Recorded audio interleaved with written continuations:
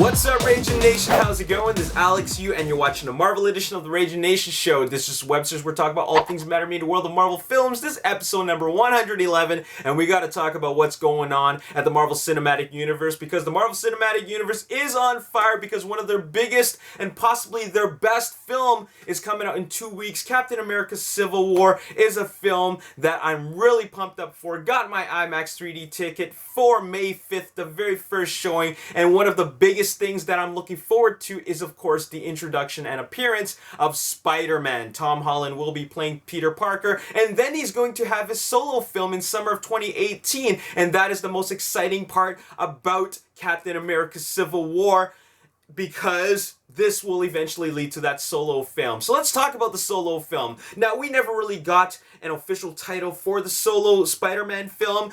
We had titles thrown around back and forth, such as The Spectacular Spider-Man and also Spider-Man The New Avenger. But now we have an official title, and that official title was announced at CinemaCon last week, and that title is Spider-Man Homecoming. Spider-Man Homecoming is the official title, and if you guys read the comics, you will know what Homecoming refers to. And the Spider-Man Homecoming story is essentially when Spider-Man returns back to Earth. He brings the symbiote costume with him, and this takes place sometime, I think after Secret Wars, the 1984 comics Secret Wars, and then he continues to fight crime in New York with his symbiote costume, and then there are appearances by Iron Man, Captain America, Lizard, who else is there? Hawkeye, and Felicia Hardy, who is, of course, Black Cat. Now, there's no word on any of these characters going to appear. There's no confirmation of that, but at least Kevin Feige did mention that in the Spider-Man solo film, the characters that we've seen before in Sam Raimi's version and also Mark Webb's reboot will not appear. So, even though Lizard appears in the Homecoming comics, he will not appear in Spider-Man Homecoming.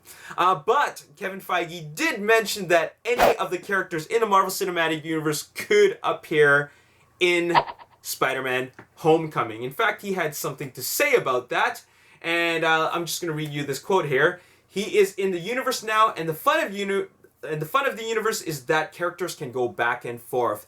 And that, of course, refers to the characters in the Marvel Cinematic Universe, and they can jump between all the different films. And now, this is the big announcement that we got to talk about, and that is Robert Downey Jr. is signed on to play Tony Stark, aka Iron Man, in Spider-Man Homecoming. This is exciting news. This is extremely exciting news because this takes place after Captain America Civil War.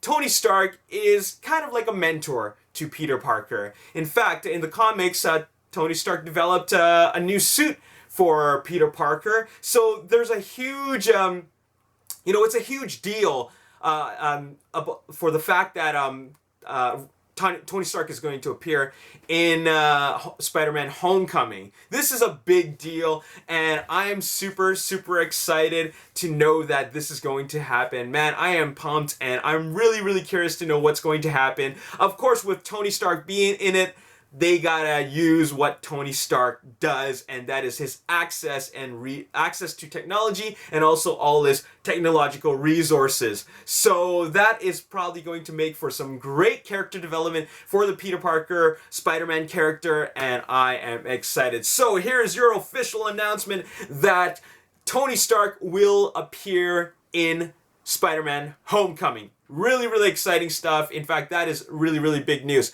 So after Spider-Man, or rather Iron Man, appears in Spider-Man Homecoming, when will he appear next?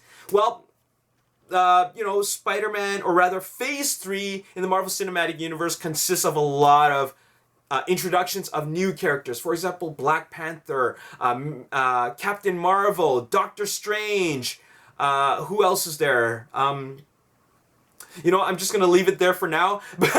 but yeah, Phase 3 is all about introductions of new characters that are going to be introduced in the Marvel Cinematic Universe. But you don't have to worry, because when the third installment of the Avengers film comes out, which is the Avengers Infinity War, that is when they intend to bring back all the classic characters that we know and love. Iron Man, Captain America, Hulk, Thor, they're all coming back for Infinity War. But the big question is, who exactly is coming back and who else is going to be joining them? Well, the Russo brothers, who are directing Captain America's Civil War, as well as Avengers Infinity War, actually teased at some characters coming back, and one of those characters that they teased is Scarlet Witch's appearance. And I'm just going to read to you what they said.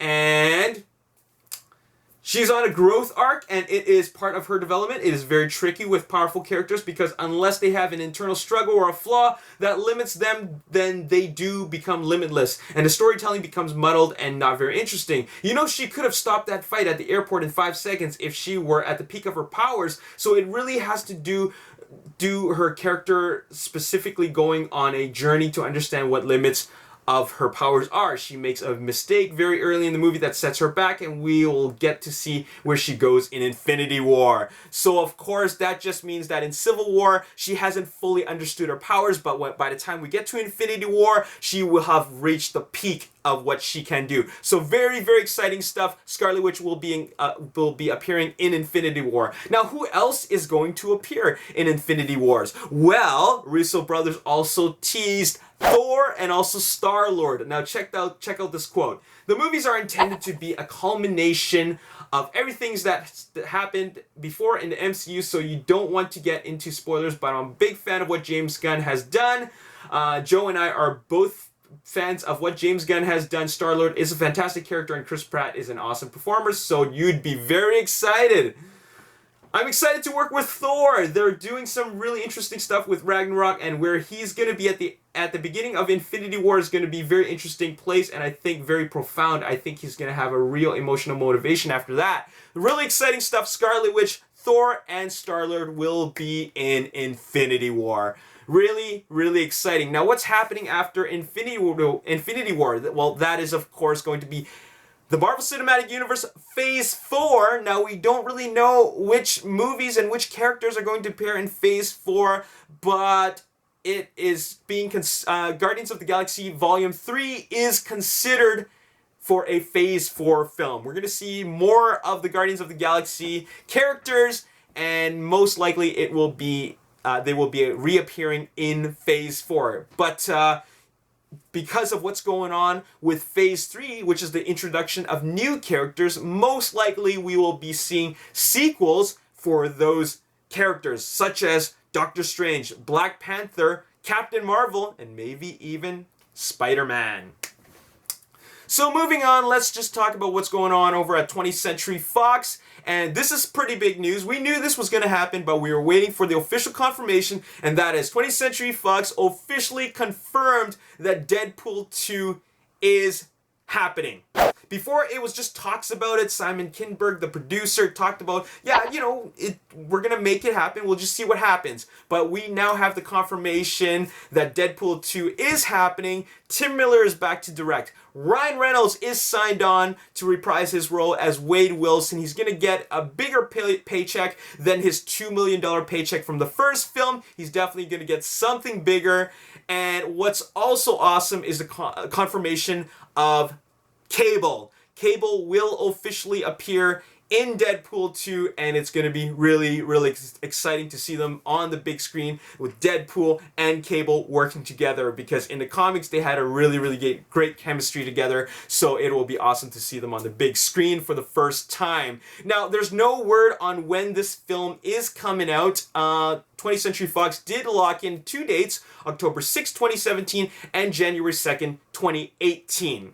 And I'm pretty positive that January 2nd, 2018 is the date for Deadpool 2, mainly because, well, the first Deadpool film came out in February of this year, so that's exactly 2 years. And 2 years is a great amount of time, or, you know, a standard amount of time for films like these to get made. So I'm pretty positive that it's going to be January 2nd, 2018 is when Deadpool 2 is coming out, but we'll get that official announcement later on. Now, speaking of Deadpool and Tim Miller had some comments to make about the X-Force film. First of all, there's no word on whether or not he's going to direct it, but if he's not directing it, he most likely will be serving on as a producer because he had a huge hand in, of course, the success of Deadpool. But Tim Miller commented on what he would like to see for X-Force, and that is an R-rated version of the X-Force film. Now, he did say that X-Force most likely will be a PG-13 film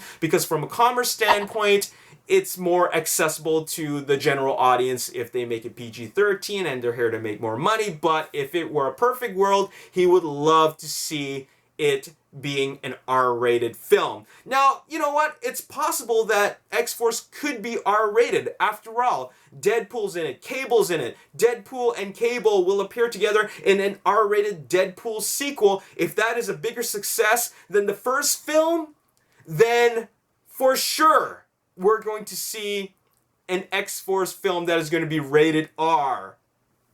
I think they need to do this mainly because it will not only be successful, but they're creating their own little timeline with the Deadpool films, and that is the R-rated X-Men universe. And I want them to keep that going because there is that market there. Stop worrying about the general audience. Think about the fans for once, and you will get that same success that you got with Deadpool. So I hope that happens. Anyways, let's talk about another thing going on over at 20th Century Fox, and that is James Mangold is, of course, working on the third Wolverine solo film. And right now, the only thing that I know, well, it's kind of a rumor, I can't 100% confirm that, is that it's possible that X-23 could appear. X-23 essentially is a female version of Wolverine. She was conceived after 22 failed cloning attempts at Wolverine, and by the time we get to the 23rd attempt, it was successful, and they ended up with a female version of Wolverine, and that is X-23. She doesn't have 3 claws, she has 2 claws instead. And with this being the final Wolverine film, Hugh Jackman said that, or rather confirmed that this will be his final film. X-23 could be the introduction of a new Wolverine film that will, well, not Wolverine, but X-23 will be that replacement for Wolverine and then continue where Wolverine left off as her own character. All right, so who knows if that's what is 20th Century Fox's plans, but X-23 is rumored to appear. Okay. And finally, the last thing I got to talk about also has to do with X-Men, and that there's a rumor that the next X-Men film after Apocalypse could deal with the Dark Phoenix saga. Now you're probably thinking, wait a minute, Dark Phoenix saga? We already saw that in X-Men Last Stand. No. The Dark Phoenix saga in X-Men Last Stand was hardly a saga. It was a half-assed, lackluster version of itself, and it does not count. And I'm going to read you what they said after regarding regarding this. Okay, Simon Kinberg says, I think everything that hasn't been told from First Class and Days of Future Past is up for grabs going forward, so it would absolutely be a story we could tell in a different way. And when Sophie Turner was asked to comment about it, she said, and Jean not only has her telekinesis and her telepathy, but she also knows inherently that something darker and more powerful is growing inside in her, and she doesn't quite know what it is. So that is a teaser for the Dark Phoenix saga. It's just a rumor. Maybe people are throwing information back and forth, but at the end of the day, whatever happened in the past has been reset. And they could really tell it again and tell it as a saga. If you didn't read the comics, just to let you know, Dark Phoenix Saga should be epic. It's called a Dark Phoenix Saga for a reason. And anyways, I'm just going to leave it off right in here and right now just because I've talked a lot about stuff. Anyways, I'm going to leave you off with a question. What villain would you like to see in Spider-Man Homecoming? Let me know in the comment section below. I mean, there could be Vulture, Mysterio, Carnage, Chameleon, Black Cat. You know, any of these characters can be seen, but why don't you let me know who you would like to see in Spider-Man Homecoming. And as always, if you want to see more Marvel updates, hit the like button, subscribe to the YouTube channel, like me on Facebook, The Ragin Nation. Also follow me on Twitter at Ragin Nation. My name is Alex. Thanks for watching. I'll see you next time. Peace. We're going to see how these two films do before they make their decision on what those two new films are going to be. Now,